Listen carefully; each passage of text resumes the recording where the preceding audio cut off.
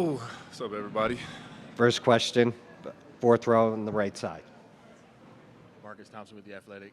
Can you talk about just the value and importance Drew has for the journey you've been able to accomplish? Which Drew? You Drew Gooden or Drew Gordon? Drew Gordon, sorry. Okay, because Drew your, Gooden, your brother. Drew Gooden has been a big help too, but my bigger brother has been there every step of the way. You know, he is. We battled on the basketball court, on and off the floor, and he's just somebody that has been so solid and kept it so real with me from day one. I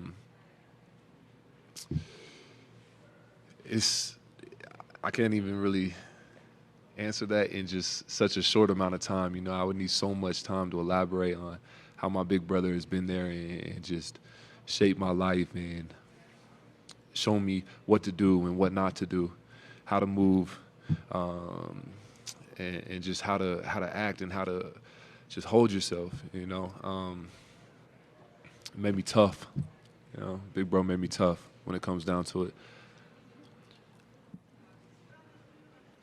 Gabriel from the Denver Post. When you have such a long layoff, and obviously they're coming off a long series, how do you press that advantage in rest? I mean, is it as simple as just trying to play fast, or are there other things you can do to sort of make them feel that disadvantage in rest? I don't know. What would you suggest? I guess just play fast, you know, play for all 48 minutes. I don't know. Okay. Yeah, just play faster. On the left side, fifth row. Mick Miller, Fox 31. Obviously, growing up, I'm sure you watched the NBA Finals, dreamed of these moments. So how do you balance the enjoying this moment, reflecting on your basketball journey while also staying locked in on winning these next 4 games? I would just be deeply present. I think that's a reward in its own right. Just being in the moment and enjoying this. Regardless of the outcome, regardless of what happens, just being present with my brothers out there battling, attempting to bring home a championship. In the back row, center.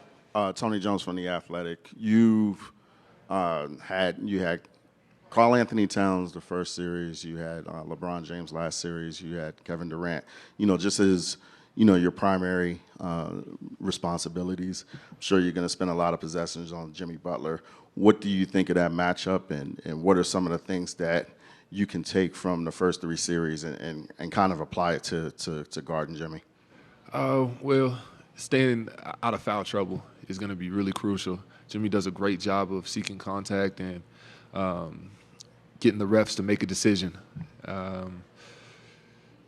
Well, I mean, I've said it before, I'll say it again. I think out of everybody that you mentioned, I think Jimmy could potentially be the most complete player out of those guys, and that's saying a lot, you know, as far as just the offensive package, the defensive package, and then the in-between, too, the transition, the cuts, the offensive rebounds, you know. He can shoot the 3. He can make the 3. He can make the midi. He can get to the cup, and he does it through 48 minutes. So he's a difficult cover for sure. I would just say to stay out of foul trouble is huge. Jimmy's also a really smart player. I know he's going to try and get the switch a lot, so I'm not the primary defender.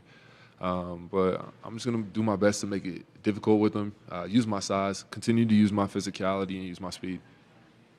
Right side, second row. Dan Devine, Yahoo Sports. You and Jeff were together in Orlando. Different set of circumstances back then. Coming back together now. He's one of the few vets on the team that's got finals experience. I'm wondering if you've had any conversations with him about kind of how to prep for this, next level up, or any other conversations with some of the vets you've had over the years. I mean, that's my brother. That's my brother. Jeff is that's my big bro. Like you said, we played in Orlando together. Kind of different opportunity. Different circumstances, and coming back together, and this organization has been a blessing. You know, just to see eye to eye, relearn each other, and just know that you have a brother in the locker room for real. He gives me little advice and tidbits here and there text before the games.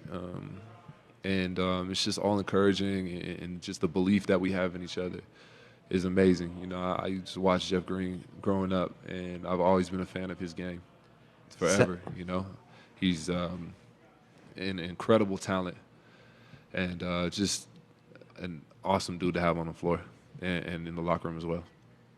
Second row, left side. Tyler King, Denver Gazette. Aaron, I talked with one of your former college coaches, Coach Pasternak, the other day, and he mentioned a story early on in your year at Arizona about telling you to stop practicing so hard, overworking yourself. Just curious if you've had a chance to kind of reflect on your journey these last 10 years from Arizona all the way now to competing for a title for this year. That's a real thing. It's been a reoccurring theme in my life. It's been a reoccurring thing, just overworking to the point of diminishing return. And it's like working so much to the point where now it's game time, and now I have like a nagging injury or a nagging ailment or something like that. And I'm finally, you know, taking the needle off of that broken record.